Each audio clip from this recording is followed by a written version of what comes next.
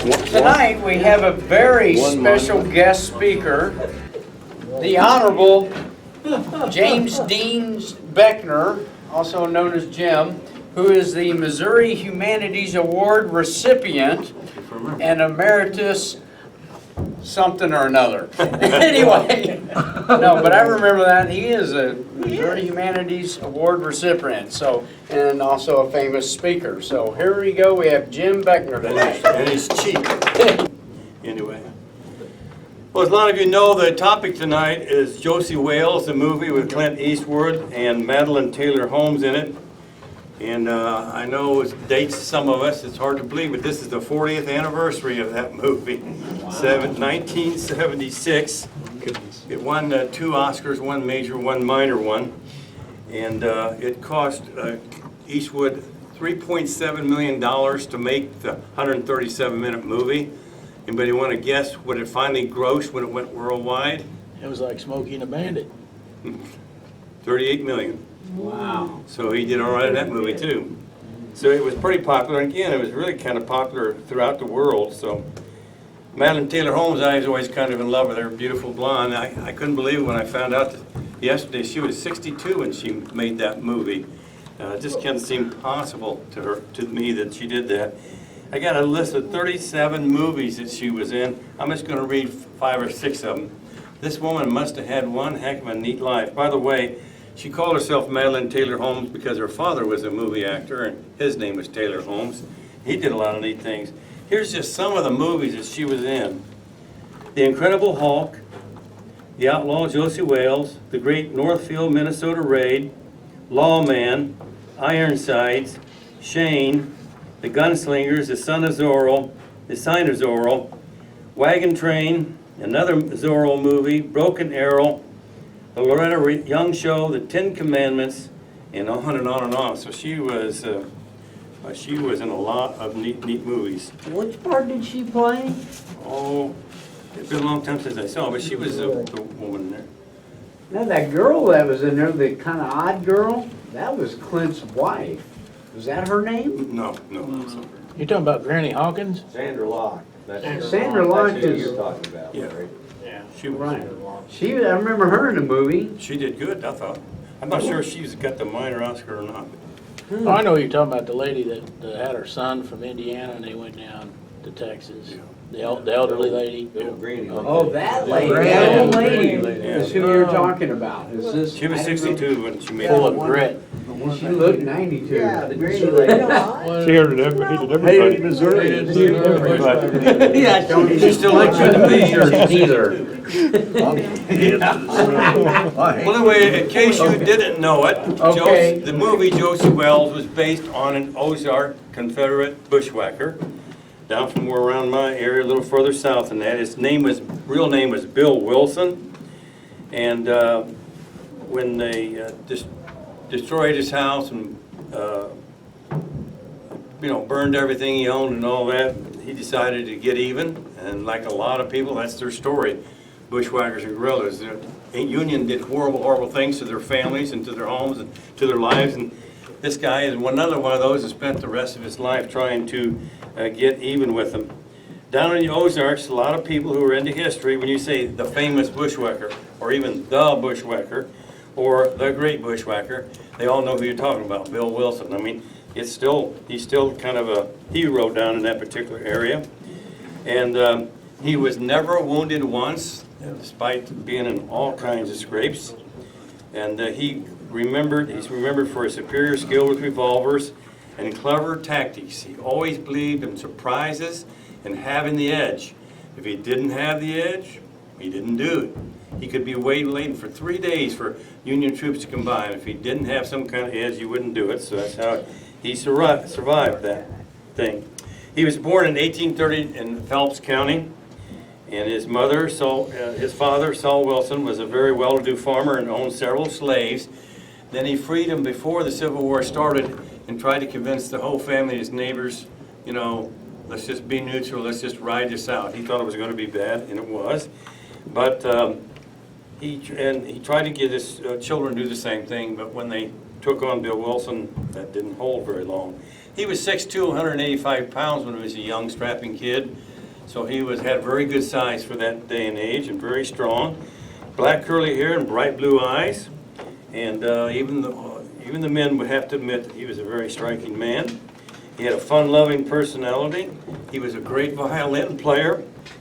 But when they got him mad, he got even. And so there wasn't hardly any place in the Ozarks within 50 miles of him when they had a wedding or a dance or something. Everybody wanted Bill Wilson to be on the violin and be there. And like a lot of people in the Ozarks and during the border war days and later on, he carried 2 44 Colts on his hips everywhere he went. Didn't matter. He had them there with him all the time. And he was known to practice and practice. And unlike a lot of bushwhackers who stood on the ground and practiced at plates or something, he almost always practiced on the horseback, which of course would pay off, and you wonder why the rest of them didn't think of that. In the summer of '61, some horses were stolen from the United States government, and they blamed Bill Wilson. He was questioned. He maintained his innocence. A few days later, while he was away from home, a group of Union soldiers or Jayhawkers rode into his house, ejected his family, took everything he had, and set fire to the house, barn, and outbuildings. And so then he moved his family into a one-room cabin on his mother's farm not too far away and started out on his quest. Bodies start turning up everywhere. Sometimes disguised as a Union soldier, sometimes alone, sometimes with a company of other bushwhackers. Bill was always a very dangerous man. Even when alone, Bill Wilson claimed to have 3 friends, even alone. Bill Wilson claimed to have 3 friends with him, his best horse and 2 6-shooters. He was constantly practicing on horseback. Bushwhacker Bill found a neighbor, out from a neighbor, Mary A. Arthur, that 4 Union soldiers had been by her place looking for him. He knew that they had to come back the same route to get from their headquarters in Rolla, Missouri. Rolla controlled that whole area in southern Ozarks, Waynesville, and all those places. And of course, it's because they had a tremendous supply depot at Rolla, because that's where the train ended. So anyway, he hid and watched the trail. When they approached him, he stepped out and run, stopped them, drew his revolvers, and killed 4 of them right off the bat. This surprise was his shock and edge. And then he took the bodies and had Mrs. Arthur identify them. She said, yes, that's the ones that came and did those bad things. So he moved them a long way from her property and led away 4 government horses. On one occasion, Bill rode his horse from a main trail in the Little Piney River, that's Waynesville, and back several times. He rode up the stream, across the stream, came back, rode back and forth across the stream. Tried to stay with his original tracks and make it look like a lot of men had come through there. But he also knew that there in the Little Piney, there was one place of quicksand that only the locals knew about. So he kept, real close, but would never go in there. And so then he saw a bunch of soldiers and shot at him and got them to chase him. And guess what? He went down to the Little Piney, and so did they, but they never came out. That was his edge in that case.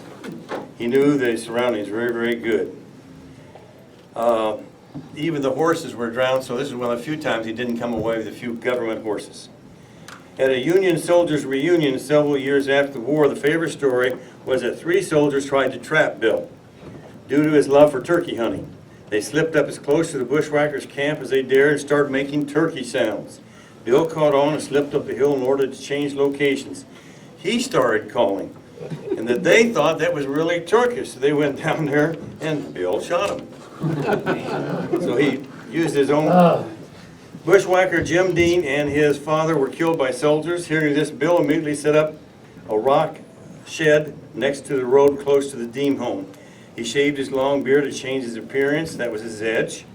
When the soldiers arrived, they asked him if he had seen Bill Wilson, and the bushwhacker said, "You're looking at him." Everybody pulled the revolvers at the same time. Bill got 4 of them right off the bat and led away 4 more government horses. On another occasion, Bill was working with bushwhacker Tom Brown. They ended up in a running gunfight with soldiers. Tom, the other guy, slowed down and killed several of them, but his horse took too many bullets, and so his horse collapsed and he got killed.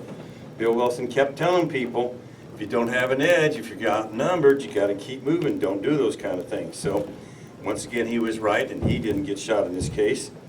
He robbed and burned many wagon trains by charging in. The surprise was the edge he needed in many of those cases. And that's what they did a lot back east. In fact, some of the famous guerrillas in the Virginia hills were known to wait until the Union troops had already cooked their breakfast but not eaten it. Then they rode in, you rebel yell and carrying on and shooting, and they ran off, and then they would eat their breakfast and get the goods rounded up and then leave. And that's kind of what he was doing here. A lot of noise and a lot of shooting, and they would run off many, many times. One time he was with Bushwhackers Dick Kitchen, excuse me, Anthony Wright and Jim Jamison. They were all from Phelps County, and they did a lot of damage to the Union Army in the area. Anthony Wright was the son of a former presiding judge, Lewis F. Wright. Anthony hid foodstuffs taken a train robbery under his father's house. It was found by Union soldiers. After questioning his ancestors and his 4 brothers and not learning anything, all 5 were shot in front of his mother in the front yard. And they were all innocent. He had done it, made a horrible mistake. He learned from that. He never hid foodstuffs and supplies again in somebody's home he cared about or knew. After the war, rewards were posted for Anthony, Dick, and Jim Bill, and Anthony Wayne moved a few times and many years later died of old age in Oklahoma. Dick Kitchen moved to Shady Eve, Arkansas. Remember, that's where supposedly the last big list of Quantrell's raiders came from. Evening Shade, Arkansas. There was even a 2 or 3 year TV program about Evening Shade, the white basketball coach in the town. Arkansas, and ran a harness shop, so a lot of them afterwards did pretty good.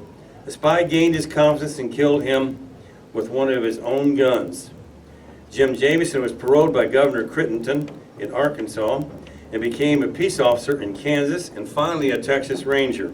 It's amazing how many bushwhackers would end up being on the law side before it was all said and done. Bill Wilson went to Texas and his wife received a letter stating that he was killed for his wealth. Everybody believed that it was contrived to allow the bushwhacker to change his name, avoid bounty hunters, and maybe slip home someday. It was nobody would believe down there that he was killed. And you almost can kind of guess who'd end up killing him. A couple ex-bushwhackers who had turned out to be bounty hunters, and when he had shot him, he trusted them. And even after the war, that wasn't a good thing to do. So he did actually get killed. Ozark people had the mindset of mind your own business, just keep your mouth shut, and they still do down there sometimes today. They didn't really take anyone into their confidence, so everybody was kind of surprised that he did that. But again, he knew they were former bushwhackers. So And that was, Bushwhacker Bill was killed by 2 other bounty guys. bushwhackers who had now become bounty hunters. And there was a $300 reward on his head, if I forgot to tell you that. That's a lot of money after the war. In 1939, they wrote a book, A True History of Bill Wilson, the Missouri's Greatest Desperado. And it was written by descendants of friends and neighbors that knew him. And most people believe it was fairly accurate. Even though the author grew up in Phelps County, he never found out that these bushwhackers were associated with Protestant Rangers under Colonel William Clark Quantrell. So he did ride with him one time. In fact, Jim Jamison, is one of his most trusted friends as a bushwhacker, was a guide for Quantrell anytime he got down in that particular area. One may wonder what the bushwhackers did with all their U.S. horses. Easy answer. Quantrell and General Joe Selby were constantly in need of remounts. Horses were a great contribution to the cause. After the war, they had a $300 bounty on his head, and he went to Texas. In March of 1865, listen to some of the people he was associated with and ran around with in Texas. David Poole, Arch Clement, Jim Anderson, and 144 men who claimed to rode with Quantrell at one time or another, all lived in Sherman, Texas. It was a good place to watch your back to also. Wilson was probably one of this group. Captain David Poole stayed in Sherman and became a successful rancher, spending a lot of this time brokering patrons for many of the Rangers, pardons for them, trying to get pardons for them. Bill did not take the oath, never did, but he did make many trips back to Missouri, visited his own family, and never got caught. The movie itself, Josey arrives in Texas, goes to a store, is shown a death picture of Simp Dixon, and told that Bob Lee is still fighting in Fannin County. Actually, Ship wasn't killed until 1 year later after both Bob Lee and Bill Wilson was killed. And it goes on and tells you about all the Hollywood license that they took with Josey Wales. They all do that. There's a year mistake in several different places in the movie. We don't need to go into all that. But and there's a scene in there about Judge Hart getting ambushed. And in the movie he dies, but he didn't die in real life. Some of those other things that we're looking for here. And then finally, he is killed in Texas and brought back and put in by these two guys, and they put in a very shallow grave. And it wasn't a week later that his grave was dug up and he was buried somewhere else. A lot of people want to believe they brought his body all the way back to Missouri. It's kind of iffy. That would be a long, long trip. But I found 13 Wilsons buried in the Brookshire Cemetery in Phelps County, Missouri. The last one to die was in 2010. They're still burying him there. And so, but his name is not one of them. But as you know, in those days, lots of times they buried him and didn't put any mark on it. They didn't want people to know who these people were and dig them up and a lot of those things. So anyway, a lot of minor inaccuracies in the movie, as we might expect. And of course, Jim Crow Childs from Independence, Missouri, told two police officers about the great outlaw roundup, and Josey's name was Mr. Wilson. So he's the one that kind of let everybody know that there was a real Josey Wales named Bill Wilson. Again, to make a long story short here, as I said,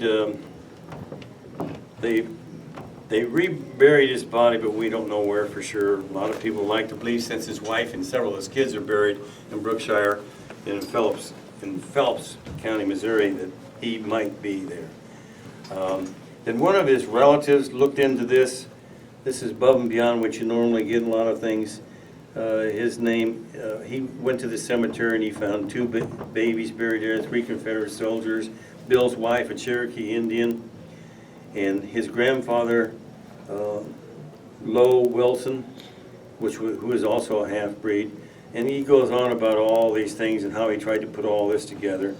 But again, in the end, he admits he didn't ever really know what happened to his body for sure. And then he goes on to tell about other relatives he had that went on to be successful in the South Pacific during World War II and things of that nature, which don't really concern us too much.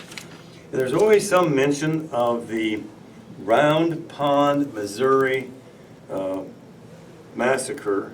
And I don't know why it always follows him everywhere, because they never really claimed that he was there. But there was the newspaper, a big newspaper article in the Southeast Missouri newspaper in 1982 about this. And so I don't know if he was there or not, but the print is so horrible I couldn't really read it, couldn't really nail any of that down. So anyway, that's the story of the real Josey Wales, and I thought it was pretty interesting. I didn't know that myself until a couple of years ago. How many of you knew that? How did you know that? Did you Clint know that? Yeah, Well, Clint I'm Eastwood. glad I taught you something. You did. Clint Eastwood used that for the new movie script. How did it end up being a movie? Well, script? from that book that was written in 1938. Yeah, the book is 39, yeah. called Gone to Texas, was the Yeah. book Yeah. that the movie was based on. So that book was what helped make it into a movie, obviously. Sam? Remember towards the end of the movie, when Fletcher's still trying to find He him, does. and then they walk in the saloon, and then people call him Mr. Wilson. Yeah. Remember that? Wow, yeah, that's a good memory. Was there anything ever brought up with that carpet back And they there? call him That Mr. seldom looks Wilson. over? No. Yeah. Remember that? Yeah, and I didn't pick up on why they were doing that. I just figured they were trying to throw the